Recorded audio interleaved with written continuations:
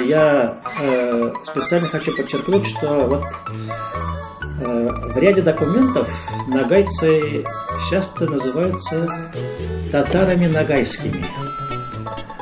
И это на самом деле совершенно правильный термин.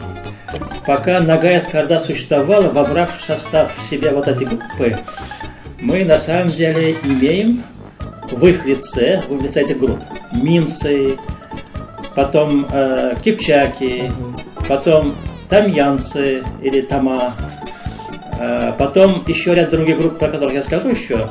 На самом деле мы имеем стандартных средневековых татар. И пока Ногайск когда там находилась, они никак не могли называться башкирами. Это были или нагайцы, или же именовались татарами. Но я уже сказал, между понятием нагаи и татары нет стены. Это одно и то же на самом деле. Я, в принципе, не против наименования башкир. Если кто-то себя хочет именовать башкир, пожалуйста.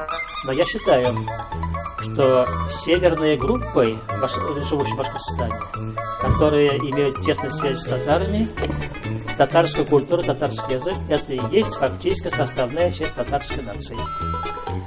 Конечно, может прозвучать странно, как это, называясь башкиром, может быть татаром. Вот. Мишари же являются частью татар.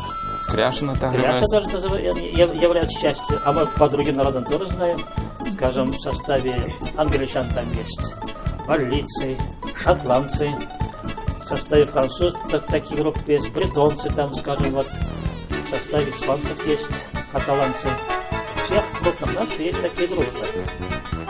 Поэтому я даже не выступаю против того, чтобы, если кто хочет, назывались башкирами. Пожалуйста, будь добр. Но в культурно-языковом отношении ты есть составная часть татарской нации. Вот что очень важно нам сейчас обозначить. Сейчас вот татароязычное население Бардумского района, оно действительно переживает процесс формирования стандартных татар. Но это процесс далеко не простой, и у меня есть даже новая формула, что есть татарские башкиры. Это относительно новая формула, но если расшифровать, то значительная часть башкир татароязычных уже довольно давно находится в орбите татарской нации и даже вошла в состав татарской нации. Но вот из-за вот такой номинации, из-за их проживания в другом окружении, им невозможно пока полностью интегрироваться в состав татар. Но я думаю, в этом ничего страшного нет, потому что есть же мишари. Они представляют татарской нации. Есть нагайбаки, тоже в принципе татары. Есть кряшины наши славные, тоже татары. Сибирские татары есть у нас особой идентичностью, но являются частью татарской нации. Поэтому я думаю, что, будучи даже башкирами, можно быть частью татарской нации. Сейчас стали даже разговаривать о том, что сибирский татар может быть совсем другой народ. Хотя, как этнограф, поработавший во многих деревнях сибирских татар, это отрицаю. Навіть Азербайджандан атагандар Азербайджан татарлары деп, Кавказ татарлары, тау татарлары деген сөз бар. Карашайыллар, Балканға караган, Алтайда дагы телеутлар, Алтайлар, андан хакастар бірінші татар деп кеткендер.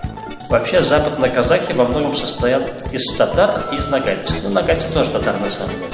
Ну, самосознание у них сохранилось? Как татарское, нагайское? Нет. Вот я с казахами, алшинами разговаривал, лично контактировал. Они себя считают сейчас уже казахами, памяти нет о том, что когда-то были татарами.